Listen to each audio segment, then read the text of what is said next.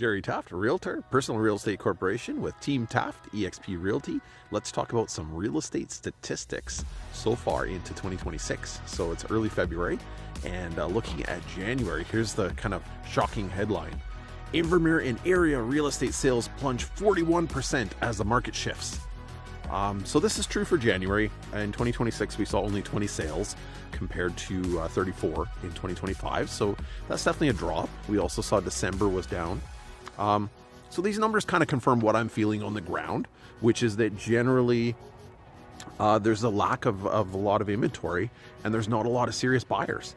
And this is kind of related to some degree, because when there isn't a lot of new selection or new inventory, when some of the quote-unquote new listings are actually relists of properties that didn't sell in 2025, it's hard to get people excited. I've got buyers that are looking for something really specific, whether it's lakefront or an acreage or a certain price point.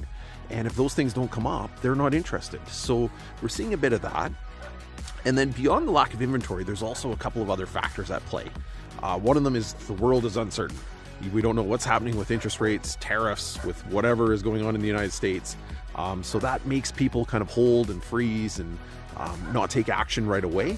But I would argue that that's a temporary delay. People ultimately will do what they want to do, but it may slow them down a little bit.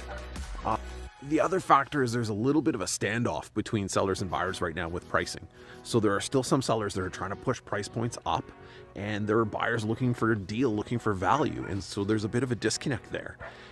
So one of the things that's important to kind of remember about the Valley and about Invermere is that typically a lot of the sellers of properties, if they're full-time, they may be older and they often don't have a mortgage. They're not in any kind of financial pressure. Or if it's a second home, a cabin being sold, again, likely no mortgage. And in both cases, very strong emotional attachment to the property. Or the third example would be more of a middle-aged family that's trying to upgrade, get an acreage out of town or a bigger house. They often do have a mortgage and they're on tight financial constraints to try and make this sale and purchase work. And so all three types of seller are not very flexible on pricing, at least not right away. So it's something to kind of keep in mind with just the reality of our market here. And then when you look at buyers, so in a lot of cases, if someone's buying a cabin, buying a second home, that's a very optional purchase. Nobody has to buy that.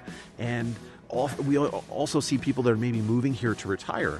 Again, that is a choice. It's something that there isn't necessarily a firm timeline on. So we see a lot of the buyers that are out here, it's an optional purchase. So I would kind of argue that some of the buyers and sellers in our market are potential buyers and sellers. They're not necessarily going to buy or sell. It depends on pricing, depends on timing, depends on a lot of factors. So what's going to happen next? My crystal ball is fuzzy, but I do think that we're starting to see some listings ramp up in February, and I'm hopeful that we'll have some activity around Family Day weekend and that the rest of February will be steady. But I wouldn't be shocked if we have a bit of a slower spring and it's kind of a bit of a slow start to the market. Ultimately, this standoff between sellers and buyers, the only thing that really figures out who wins that is timing. It's just time. And over time, different things will change, mood, emotions, weather, macroeconomics. And so I don't know which way it's going to go. I'm not in any way predicting a collapse in pricing or collapse in the market. I think we may see slower volume for the first half at least of 2026, and we may see pricing dip a bit. And it's not going to be equal. So some condos may dip more than some single family homes. If you've got lake access, prices probably won't dip at all. So it just depends a little bit on the factors. And that's part of the reason that it's important to work with a realtor. And so if you're looking for some advice, you want these insights, you want to know what's really going on the ground, reach out to myself and let's talk about the market. But in conclusion, my advice to sellers, don't be greedy. Do not try to push prices too high. And my advice to buyers is also be realistic. Just know that a really lowball offer is not going to be accepted. People don't have to sell. So if you're thinking of buying or selling, happy to help. Thank you very much.